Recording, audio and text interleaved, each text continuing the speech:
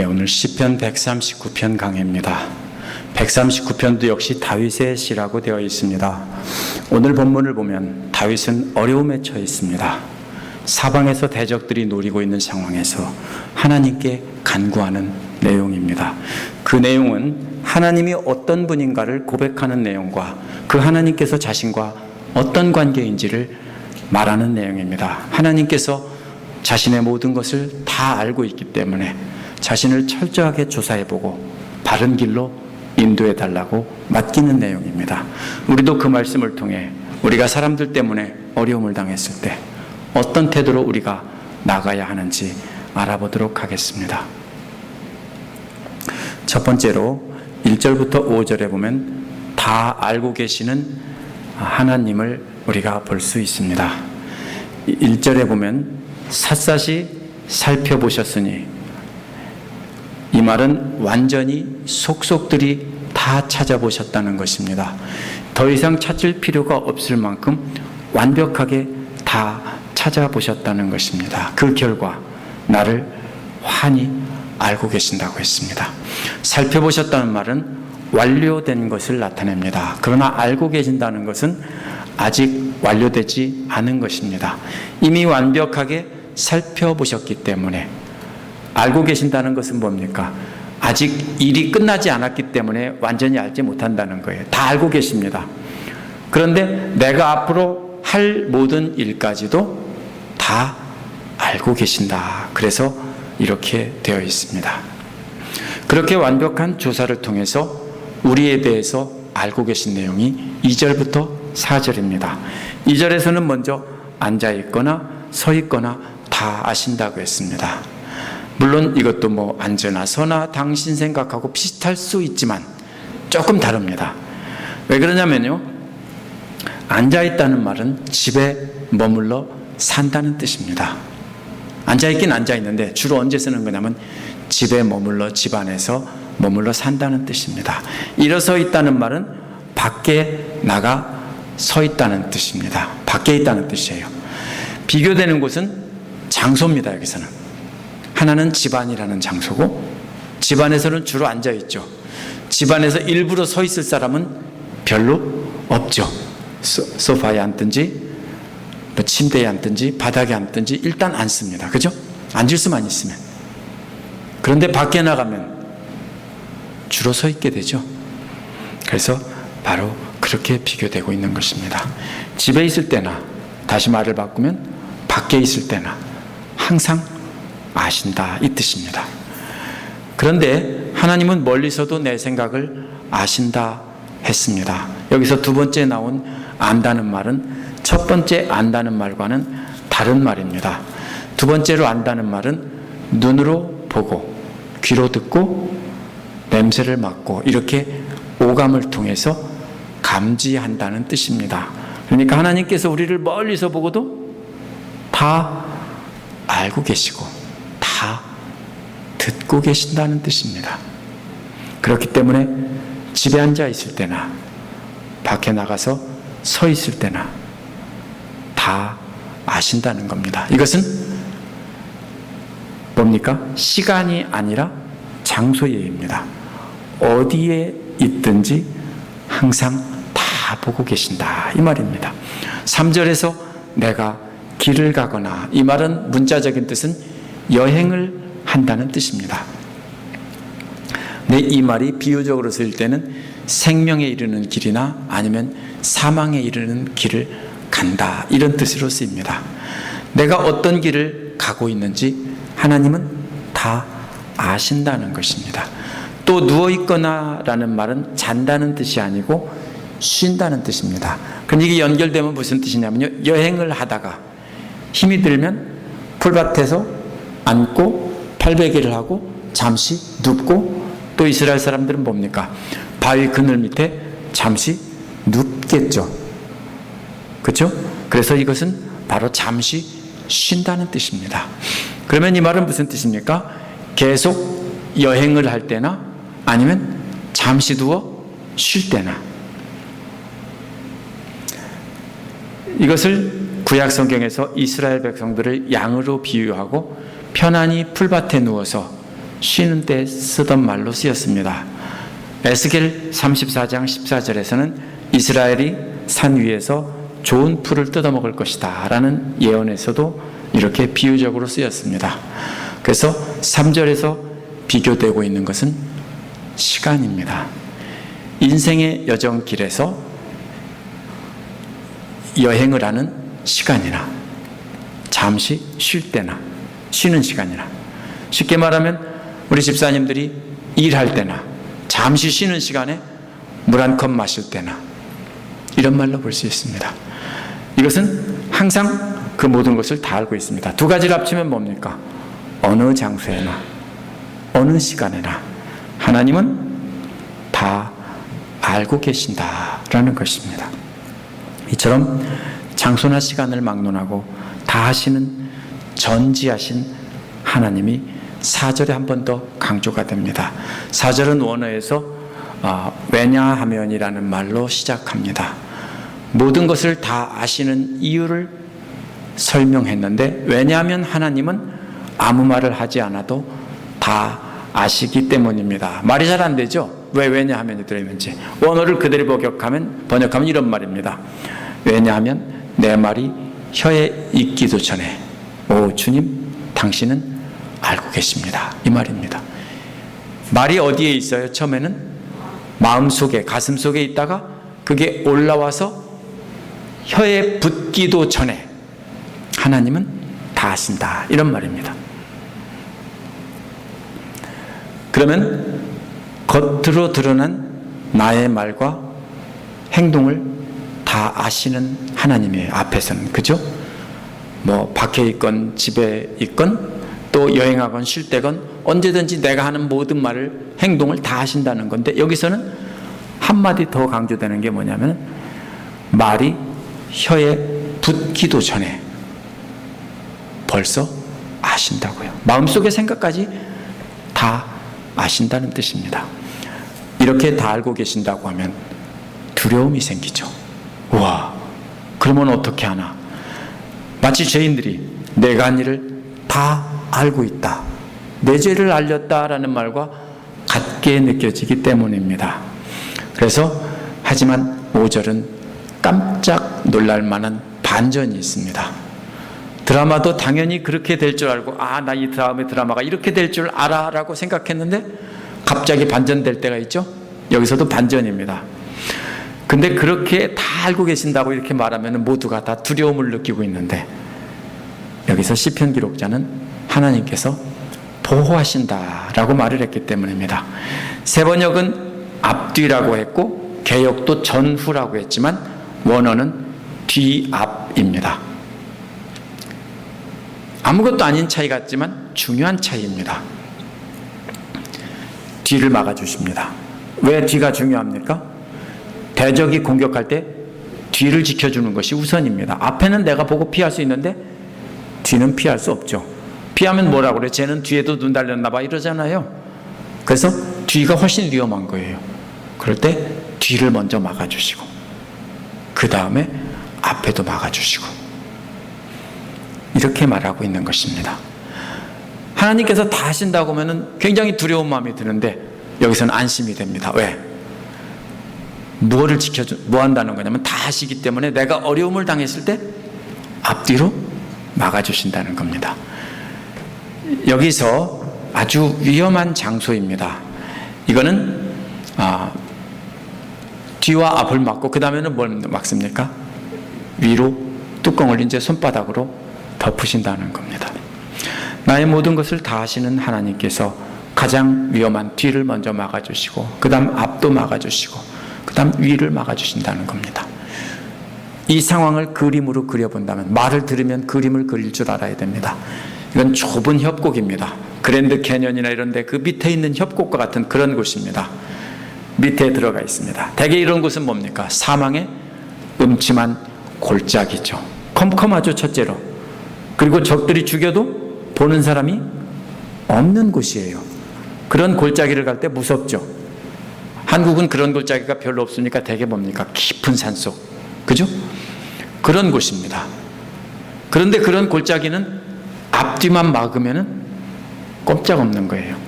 근데 뒤에서 공격하는 적을 막아주시고 앞에를 막아주신 다음에 그 다음에 왜 지붕도 손바닥으로 덮어주신다고요. 그 남은 부분은 절벽 사이로 많이 보이는 하늘입니다. 그 위에도 역시 막아주신 겁니다. 이제 가장 위험한 협곡은 뭘로 바뀌었습니까? 안방보다 더 안전한 곳으로 바뀌었습니다. 왜? 뒤 막고 앞에 막고 옆에는 원래 막혀있고 지붕 뚜껑도 막아줬으니까 이제는 낮잠 자도 됩니다. 바로 그런 얘기입니다. 가장 위험한 장소에서 다닐 때 하나님께서 다 하시고 뒤 앞을 막아주시고 뚜껑까지 덮어주셨다, 이 말입니다. 비슷한 장면이 어디에 나옵니까? 출애굽기 33장에 나옵니다.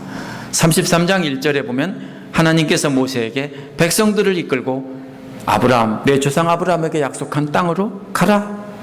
그러자 모세가 뭐라고 합니까? 18절에서 주님의 영광을 보여주십시오. 그러면 내가 안심하고 가겠습니다, 이런 뜻입니다.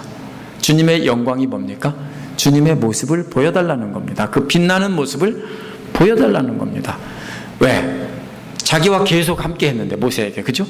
지팡이가 뱀이 되게 하고 홍에 들어가려고 다 했는데 이런 모세도요, 가라고 하니까 겁이 나서 보여주십시오. 그러면 내가 가겠습니다.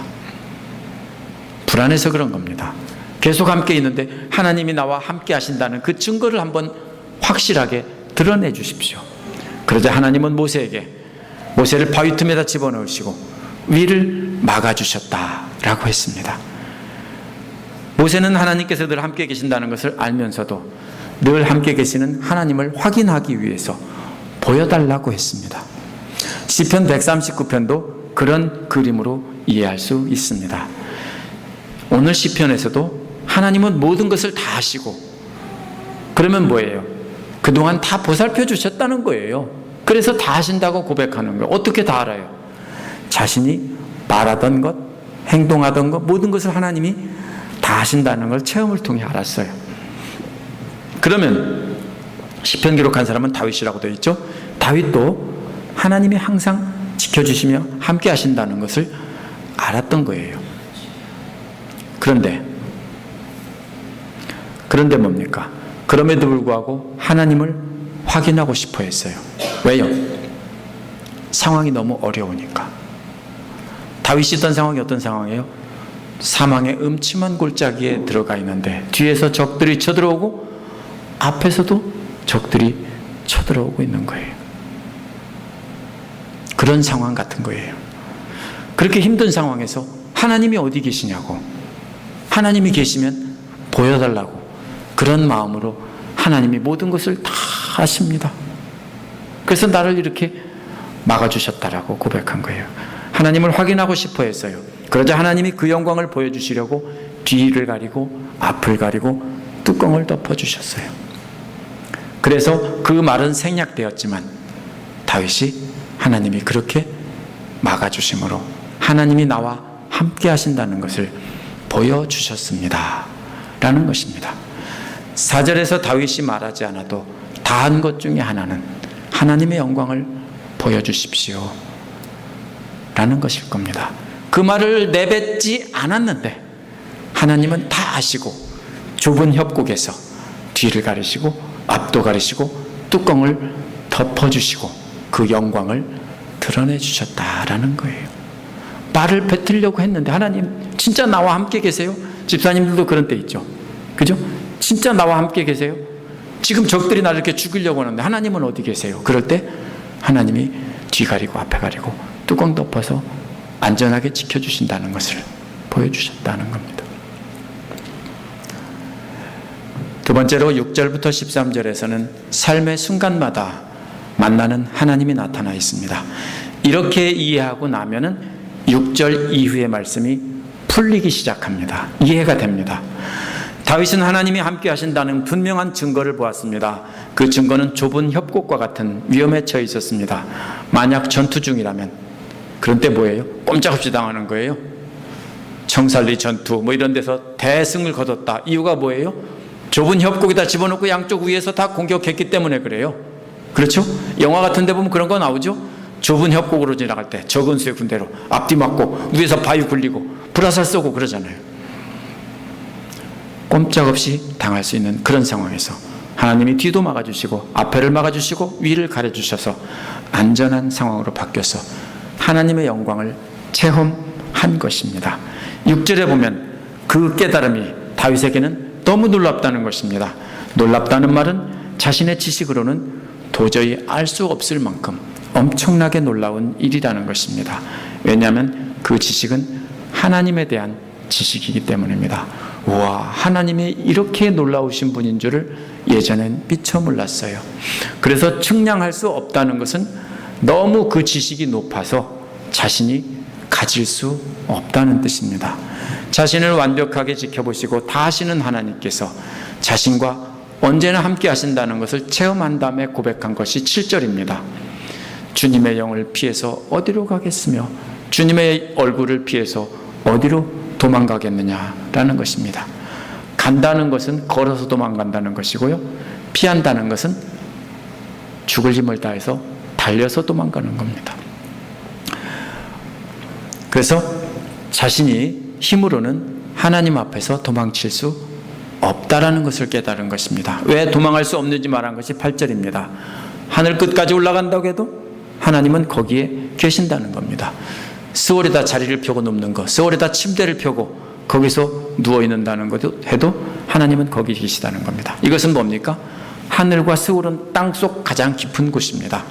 그러니까 하늘 저 위로 올라갈지라도 땅속 가장 깊은 곳으로 내려갈지라도 하나님은 어디나 계신다 합니다. 위아래로 내려갔으면 그 다음에 어디로 가야 됩니까? 이제 동쪽과 서쪽으로 가야 되죠. 그래서 그 다음에 나오는 것이 내가 동쪽 너머로 날아가거나 라고 했습니다. 동쪽 너머로 날아간다는 말은 새벽의 날개를 타고라는 뜻입니다. 문자적으로 말하면 동이 트는 새벽 끝까지 그 새벽이라는 날개를 타고 날아간다고 해도 주님은 거기에 계십니다. 바다 끝, 이스라엘에서 바다 끝 들어가면 어디예요? 서쪽 지중해가 나옵니다. 그래서 거기가 바다라고 나온 겁니다. 이스라엘을 중심으로. 거기를 가도 역시 주님은 거기 계신다는 겁니다. 이게 뭡니까? 신학적인 용어로 하나님의 편재라고 합니다. 라틴어로는 omnipresence라고 합니다. 하나님은 어디나 계시다. 그렇기 때문에 하나님의 임재 앞에서 피할 수가 없다라고 고백한 겁니다. 자신의 체험입니다. 10절에 보면 그 하나님이 손으로 자신을 인도해 주시고 주님의 오른손으로 자신을 힘있게 붙들어 주신다. 비슷한 표현이 전에도 나왔죠. 손은 뭡니까? 왼손일 겁니다. 왼손으로는 인도해 주시고 오른손으로는 힘 있는 손으로는 뭡니까? 확 팔로 감싸서 잡아 주신다는 겁니다. 그렇게 해서 완벽하게 인도해 주시고 완벽하게 지켜주신다는 겁니다. 왼손으로 인도하신다는 것은 방향을 제시하는 것을 뜻하고요. 오른팔로 감싸주신다는 것은 확 싸서 안는 것을 말합니다. 보호해 주시는 것입니다. 하나님은 어떻게 하신다고요? 왼손으로 인도하시고 오른손으로 보호해 주신다는 것입니다. 이것은 뭐예요? 하나님이 완벽하게 지켜주신다는 겁니다. 그렇기 때문에 10절 11절에서 어둠이 와락 나에게 달려들어서 나를 비추던 빛이 밤이 되어라 해도 주님 앞에서는 어둠이 아니라는 것입니다. 왜? 빛 대신 하나님께서 함께 있기 때문입니다. 밤이란 무슨 뜻입니까? 위험한 시간입니다. 무섭죠, 밤에. 밤에 어디 가려면 무섭죠. 밤은 위험한 시간입니다. 그러나 아무리 위험한 시간이라도 무섭지 않습니다. 위험하지 않습니다. 어둠과 빛은 다윗에게는 마찬가지입니다. 왜? 하나님이라는 강한 빛이 항상 함께 있기 때문에 항상 낮과 같은 그런 때입니다. 이것은 비유입니다. 밤은 우리가 어두운 힘든 때를 말하고 낮은 뭡니까? 모든 일이 잘 풀리고 좋을 때 편안한 때를 말하죠. 그렇지만 다윗에게는 밤이나 낮이나 똑같다. 아무리 힘들고 어려운 때도 이렇게 죽을 상황에서도 하나님이 뒤 안 막고 위 뚜껑도 막아주시는데 뭐가 힘드냐? 그래서 나는 낮이나 밤이나 똑같다. 이렇게 고백하고 있는 것입니다. 13절은 왜냐하면이라는 말로 시작합니다. 왜냐하면 주님께서 자신의 장기를 창조하셨고 주님께서 모태에서 나를 짜맞추셨기 때문이다 라는 것입니다. 장기라는 말은 원어에서 콩팥입니다. 유대인들은 콩팥이 양심이 자리 잡는 장소라고 생각했습니다. 그래서 하나님이 자신의 양심을 지으셨다는 겁니다. 속을 지으셨다는 거예요. 그 다음에 나오는 나는 껍데기입니다. 껍데기는 옷감을 짜서 옷을 입혀 주셨다는 것입니다. 그래서 하나님이 알맹이인 양심도 지으시고 껍데기인 옷도 몸으로 입혀 주셨다는 것입니다. 그분이 바로 하나님이라는 겁니다. 나를 그렇게 해주셨다는 겁니다. 세 번째로 14절에서 18절에 보면 생각이 깊으신 하나님이 나옵니다. 14절의 핵심 단어는 감사를 드린다는 말입니다. 무엇 때문에 감사를 드리는가 하면 자신을 이렇게 만든 것이 오묘하고 놀랍기 때문입니다. 오묘하다는 말은 두려움이나 경외의 감인데 하나님의 속성입니다. 두렵고도 놀랍다라는 것입니다. 두렵고도 놀랍다. 바로 그 하나님의 솜씨가 두렵고도 놀랍다는 것입니다. 나를 지으신 그 솜씨가 정말 놀랍다는 것입니다. 우리 자신을 보면 하나님의 놀라운 솜씨를 발견할 수 있고 그러다 보니까 너무 놀라면 마음에 뭐가 아픕니까? 두려운 마음이 듭니다. 어떤 사람이 어떤 일을 너무 잘하면 뭡니까? 놀라우면서 한편으로는 두려운 마음이 엄습해오죠. 그죠? 어떤 아이가 나와서 바이올린을 쫙 연주하는데 한번 쫙 긋는 소리만 들으면 벌써 소름이 쫙 끼칩니다. 너무 잘하면. 그러면 뭡니까? 놀랍다고 생각하면서도 두려움이 오는 거예요. 바로 그런 것처럼 하나님이 나를 지으신 내 모습을 보니까 정말로 두렵고 놀랍다. 하나님의 솜씨를 발견할 수 있었다는 것입니다. 그것은 잘 지으셨다는 겁니다. 우리 자신을 보면 놀라운 솜씨를 발견할 수 있다는 겁니다. 그것을 알고 하나님이 정말로 나를 이렇게 지으셨구나. 함께 하시는 하나님의 놀라운 솜씨를 볼 수 있다는 겁니다.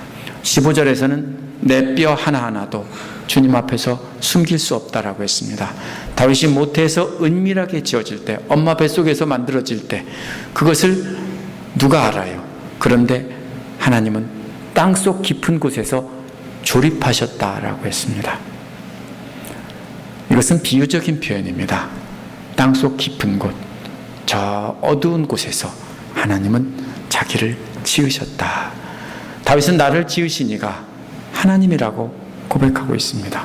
그러니까 자기 몸속에 뼈가 뭐예요? 안 보이잖아요. 뼈를 보실 수 있습니까? 만져볼 수 있지만 볼 수는 없어요. 속에 있어요. 그런데 그 뼈 속까지도 다 숨길 수 없다는 것입니다. 또 16절에서는 자신의 모양이 생기기 전부터 당신의 책에 기록하셨다고 했습니다. 지을 때뿐이 아니라 생기기 전부터 당신의 책에다가 다 기록해 놓으셨다고요. 저와 우리 집사님들 모두가 다 그런 존재입니다. 하나님께서 우리를 은밀하게 지으셨는데 그 지으시기 전부터 이미 책에 기록해 놓으셨다는 겁니다. 17절에서 이러한 자신을 향한 하나님의 모든 생각이 어찌 그리 심오한지 모르겠다라고 고백합니다. 심오하다는 말은 아주 소중하다는 말입니다.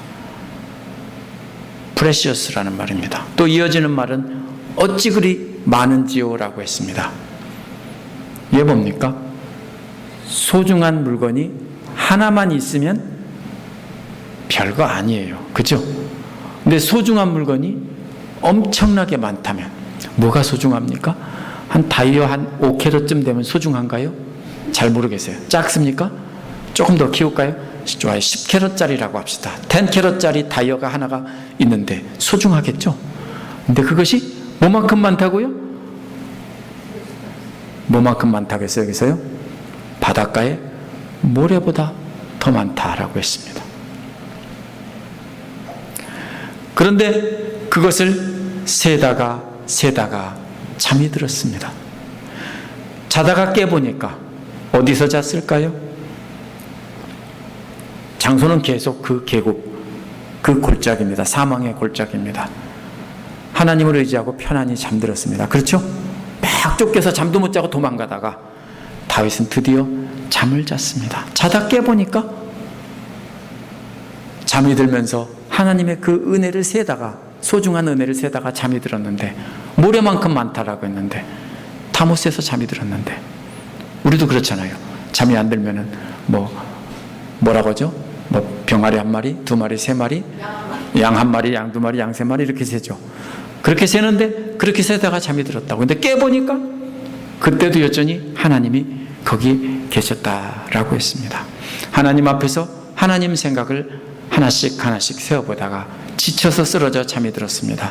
그런데 자다가 깨어보니 하나님은 아직도 좁은 협곡의 가운데서 뒤와 앞을 막고 계시고 지붕도 덮으신 채 자신을 지켜주고 계셨다는 것입니다. 그 사망의 음침한 골짜기에서 다윗은 하나님의 엄청난 생각을 세어보다가 잠이 들었습니다. 자다 깨어보니까 하나님은 자신과 함께 계셨지만 또 눈에 들어온 것은 앞과 뒤에서 자기를 죽이려고 하는 대적들이 또 보입니다. 하나님이 지켜보고 막고 계신데도 앞뒤에서는 죽여라 죽여라 하는 놈들이 있어요. 위에서도 있어요. 그게 현실 상황입니다. 우리도 그렇죠. 그래서 네 번째 19절에서 24절에서는 철저히 조사해 주시고 인도해 주세요라는 간구가 나옵니다. 그래서 19절에서 하나님, 주님께서 악인들을 죽여만 주신다면 이라고 한 겁니다. 그리고 나서 악인들을 향해서 큰 소리를 쳐댑니다. 이 피 흘리기를 좋아하는 이 나쁜 놈들아, 내게서 물러가라 하고 외친 것입니다. 마치 뭐와 같습니까? 하나님이 앞뒤로 막아주시고 품에 안아주시고 팔로 감고 계시니까 그제서 큰 소리치는, 마치 큰아이들한테 매를 맞고 도망가다가 아버지 품에 안겨서 소리 지르는 아이와도 같습니다. 메롱하면서 이 나쁜 놈들하고 막 소리 지르. 조금 전에는 뭐라고 그래요? 잭소리도 못하고 도망갔는데 이제는 소리치고 있어요. 이 나쁜 놈들아. 그러면서 그 내용이 뭡니까? 이제는 거꾸로 하나님께 대적들을 고소합니다. 나쁜 놈들아라고 소리친 다음에 그 다음 하나님, 쟤들이 얼마나 나쁜 애들인지 아세요? 하는 것이 바로 주님을 모욕하는 말을 하며 주님의 이름을 거스려 악한 말을 합니다 라고 일러 바친 겁니다. 21절에서 다윗은 자신이 그렇게 대적을 일러 바치는 근거를 말합니다. 하나님께서 미워하는 자들을 다윗 자신이 어떻게 미워하지 않을 수가 있겠습니까? 라는 겁니다. 저 사람들은 하나님께서 미워하는 자들입니다. 또 주님을 대항해서 일어나는 자들을 어떻게 미워하지 않을 수 있겠습니까? 대항한다는 게 뭐예요? 반역해서 주님을 죽이려고 공격하는 자들이라는 거예요. 하나님을 대적하는 자들을 하나님이 미워하시는데 그러한 악한 자들을 자신이 최고의 증오심으로 미워한다는 것입니다. 마치 이런 것과 같습니다. 사랑하는 사람이 원수라면, 사랑하는 사람이 죽이고 싶도록 미워하는 사람이라면, 그 사람이 지금도 사랑하는 내 남편을 죽이려고 한다면 미워하지 않겠습니까? 왜 미워합니까? 우리 집사님들한테 아무것도 안 했어도 미워해요. 왜 미워해요? 내 사랑하는 사람이 미워하는 사람이고 내 사랑하는 사람을 대적하니까 같이 미워하는 거예요. 반대로 아들이라도 마찬가지예요. 내 사랑하는 아들을 누군가가 죽이려고 하고 막 괴롭히려고 하고 내 사랑하는 아들이 그렇게 미워한다면, 엄마가 그 아이를 미워하지 않는다면 말이 안 되죠? 바로 시편 기록자는 바로 그런 마음입니다. 사랑하는 하나님이 미워하는데 내가 어떻게 저들을 미워하지 않을 수 있겠습니까? 자신은 하나님의 원수들을 자기 원수로 삼고 대적한다는 것입니다. 그렇게 하나님의 원수를 미워한다면서 그러면 순서는 뭐라고 해야 됩니까? 저 대적들을 조사해서 대적들을 싹 쓸어주세요라고 해야 맞는 말입니다. 그래야 맞는 간구죠. 그런데 자기를 조사해달라고 합니다. 자기 마음을 알아달라고 합니다. 자신이 하나님을 사랑하고 하나님만 경외하고 있기 때문입니다. 하나님께서 미워하는 자들을 미워하고 있기 때문입니다. 자신을 철저히 시험해보고 자신이 걱정하는 생각들을 알아달라고 했습니다. 시험하는 것은 앞에서 조사한 걸 가지고 그것이 맞는지 틀리는지 확인하는 단계입니다.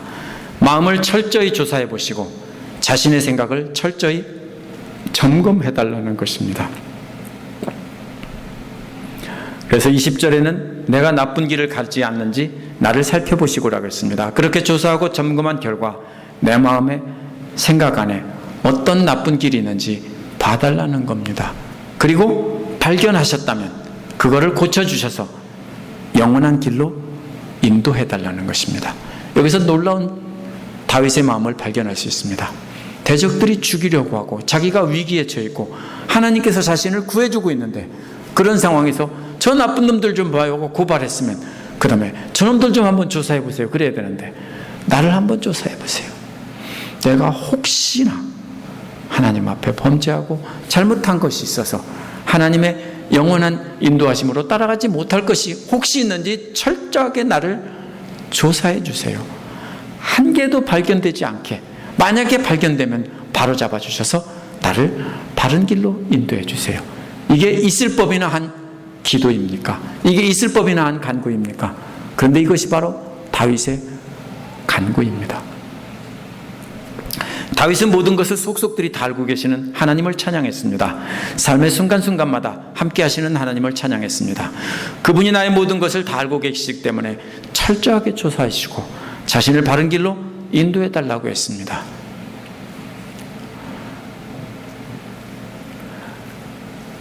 우리도 역시 모든 것을 하시는 하나님께 하나님을 고백하는 것으로 우리가 시작해야 됩니다. 하나님의 전지전능하심을 인정하지 않는다면 우리의 신앙은 헛것입니다. 근거가 없습니다. 믿을 수 없는 하나님을 어떻게 믿어요? 그분은 우리가 어떤 어려움에 처해 있어도 우리와 함께 하십니다. 우리가 그 하나님의 놀라운 생각을 보석과 같은 그 놀라운 생각을 새보고 때 솟에 보다가 지쳐서 잠이 들 만큼 바닷가의 모래만큼 많은 은혜를 우리도 역시 받았습니다.